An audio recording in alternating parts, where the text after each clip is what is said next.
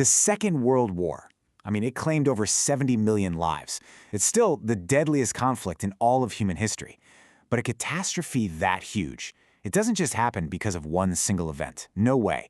It was this chain of failures, resentments, and ambitions that had been building up for 20 years. So in this explainer, we're going to unravel that whole complex web. And this is the central paradox we're really going to dig into. How did the so-called war to end all wars lead to an even bigger, even deadlier one? I mean, how does a peace treaty, something designed to prevent all future wars, become a key ingredient in starting the next one? It's a fascinating and, a really tragic story of good intentions just gone horribly, horribly wrong. So, the best way to think about this whole thing, it's kind of like building a house. The Treaty of Versailles, that was supposed to be the foundation for a whole new era of peace. But the problem was, that foundation was deeply, deeply flawed right from the start. And those cracks, well, they were just going to get bigger and bigger until the whole structure came crashing down. All right, so to really get how this all went down, we're going to follow this chain reaction through 5 key stages. First, we'll look at the failed peace treaty, then the resentment that it cooked up. Next, the ambition and appeasement that let things spiral. We'll also touch on the worldwide crisis that just threw gasoline on the fire. And finally, the rise of extremism that ultimately lit the fuse. Okay, let's dive into our first section. Our story really kicks off right at the end of World War I. But the peace that came after, it wasn't really peace at all. It was more like someone just hit the pause button on the fighting, and all this anger was just simmering right below the surface. And this really gets to the heart of the irony, right?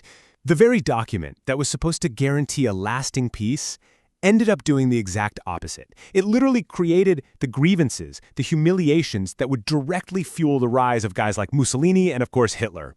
So, this flawed treaty, it went on to sow these seeds of really deep-seated anger in 2 key nations in Europe. And what that did was create an environment that was just perfectly ripe for extremist politics to take hold. Okay, first up, let's look at Italy. They felt a huge sense of betrayal. I mean, they'd been promised a lot of new territory for joining the Allies in the war, but after it was all over, those promises were pretty much ignored. They called it a mutilated victory, and that feeling, that powerful national resentment, was something a guy like Mussolini would later exploit just perfectly. And then, of course, there was Germany.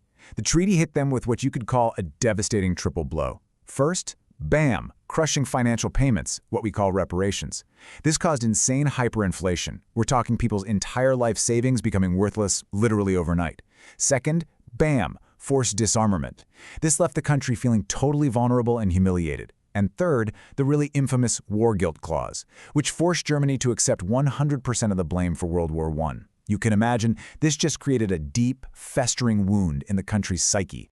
So you've got this whole continent just simmering with resentment, and that leads us to the next link in the chain, aggressive expansionism.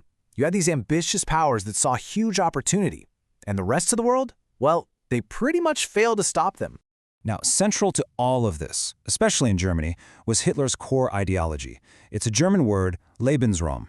It translates to living space. But listen, this wasn't just about grabbing a bit more land. Oh, no. It was this whole racial and nationalistic vision of a greater German empire, a destiny that he believed had to be fulfilled through conquest. This one idea, it basically provided the justification for everything that was about to happen. And he didn't just talk about it, he took action. He systematically started tearing up the Treaty of Versailles, piece by piece. First, in 1936, he remilitarizes the Rhineland, a direct violation. Then in 1938, he annexes Austria. A few months later, he takes a huge chunk of Czechoslovakia. You see, each step was a test, a direct challenge to the Allies, and each time, they just didn't respond with any real force. Right, and this became known as the policy of appeasement. But you have to ask, why? Why did Britain and France let this happen? Well, it wasn't just about wanting to avoid another war. You have to remember, they were still reeling from the Great Depression, their economies were incredibly fragile, and their people were overwhelmingly against another war. Everyone was haunted by the memory of the trenches in World War I, so they just kept giving in to Hitler, hoping that eventually he'd be satisfied.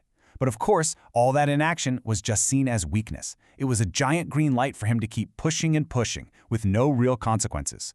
So, as if all this political tension wasn't enough, the entire world gets rocked by a massive economic earthquake.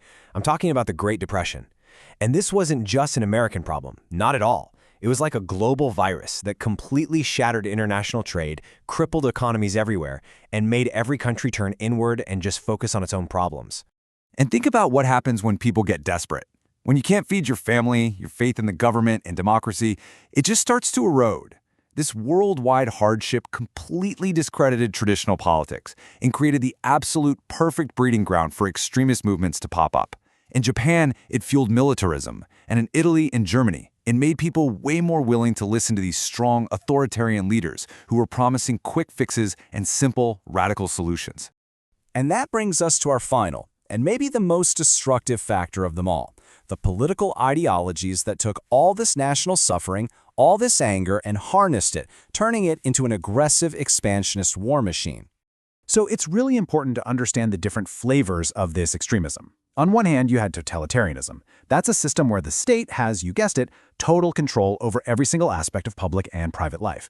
And then you had fascism, which is what we saw in Italy and Germany.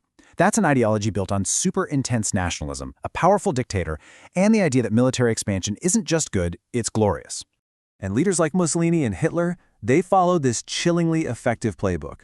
It's almost like they were reading from the same script. Step 1, you tap into all that national suffering and humiliation we've been talking about. Step 2, you find scapegoats. You channel all that public anger onto a specific group, communists, socialists, and in Hitler's case, most viciously, the Jewish people, and you blame them for everything. And finally, step 3, you promise a return to glory. You promise to make the nation powerful and proud again. So as you can see, right, the causes of World War II, it wasn't just a simple straight line of events. It was a complex, tangled web. You had a flawed peace treaty that created deep resentment. You had unchecked imperialism that nobody stopped. You had a global economic crisis that fueled desperation. And you had these aggressive ideologies that gave all that anger a vehicle. All of these things converged to create a perfect storm. Each factor just made the others worse and worse, until war became pretty much inevitable. And all of this leaves us with a really critical question to think about. What if the end of World War I had been different? What if it had focused less on punishment and blame and more on genuine reconciliation and economic recovery? Could the entire course of the 20th century have been changed? It's just a powerful reminder, isn't it, that the seeds of our future conflicts are so often sown in the kind of peace we make today. And that's a lesson that is just as relevant now as it was back then.